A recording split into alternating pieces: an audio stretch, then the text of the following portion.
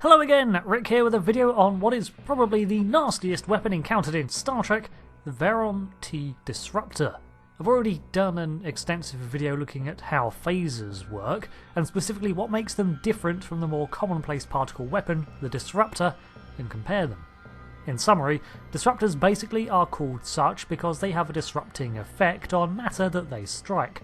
Like phasers, disruptors are projected energy weapons that launch a highly agitated beam of particles at a target.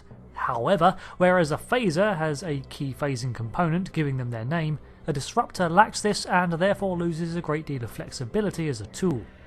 For the most part, however, the comparatively simpler tech inside a disruptor makes them more reliable and easier to maintain than a phaser array, so most species prefer them than tinkering with the admittedly more adaptable Starfleet favourite. Disruptor beams break down the bonds between molecules when they strike, transferring an interfering pattern to the target and kind of vaporising it. Some disruptors can have this disrupting pattern dialed back to create a stun effect, where the body is incapacitated by the energy weapon physically messing with the target's nervous system. But this is as dangerous as it sounds. Whereas a phaser painlessly overwhelms the nervous system, stunning it, a disruptor interrupts it with a greater chance of dealing permanent damage. This is why Starfleet tend to shy away from them. I'm literally scanning a thesaurus for words to use other than disrupt. In the Star Trek episode, All the Toys, we see the heartless Voyager has acquired an equally spiteful weapon, the Varon-T Disruptor. Well, 4 to be exact. This device is completely outlawed by the Federation, with all models being destroyed and the future production of them being banned outright with good reason. Whereas a common disruptor, set to high power, will completely vaporise a humanoid in less than 2 seconds, the Varon-T takes over 7. It has no other settings and no adaptability. It is a device that kills agonisingly.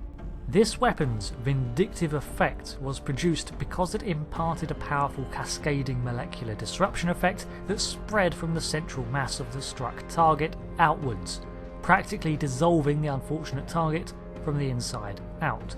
Nothing remains of the target when the effect completes. Thankfully, only 5 of these weapons exist, 4 of which are impounded by the Federation on the arrest of Voyager.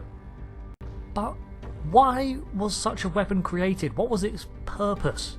Well, the device, as mentioned, has no stun setting, so like many weapons it was designed to kill. Its effectiveness cannot be denied either. It literally disintegrates the target at a molecular level, meaning there's no mucking around with differing biologies or most resistances. It has an accurate range of only 20 meters, however, but at this range it can easily nullify most body armors as it burns through them too. Its small size, minimalistic design, and cutouts in the handle all signify it as a lightweight weapon, while its matte black resin paint makes it harder to spot. The coating also acts as insulation to prevent heat signatures as much as possible, so the conclusion seems obvious. It's a weapon designed for assassination. The sort of assassination where you'd have to get up close to the target, but once you were within 20 meters, death was assured. Full disintegration after around 7 seconds, leaving nothing behind, no body to be discovered, and barely a burn mark to see, unlike standard disruptors. On top of this, the easily concealable nature and the heat masking coating mean that after discharging it you stand a good chance of slipping away again. The difficult part would be in orchestrating a situation where you could get close and away without being witnessed. Or overheard, to be honest, because the target is, still conscious for the entire disintegration process. The creators of the Varon-T clearly had no regard for morality or ethical concerns when devising this. They could have added a secondary beam that fired first to impart a traditional stun effect to at least shut down the nervous system before the disintegration beam hit, but that would have added bulk to the disruptor. They did nothing to the design that would deviate from its singular purpose to ensure and maximise the chances of complete destruction of the target. I therefore think it was designed with an actual second purpose in mind, one that it does quite well: instill fear. It was the very promise of being hit with this disruptor that made the Varon-T such a vicious device, and had its manufacture been successful, its reputation would no doubt have been cemented as one of the worst ways to go. As for why it's called a Varon-T, I have no idea. I could not locate a species of this name, nor an energy type, but I wonder if it's named after the company or persons that made the prototype.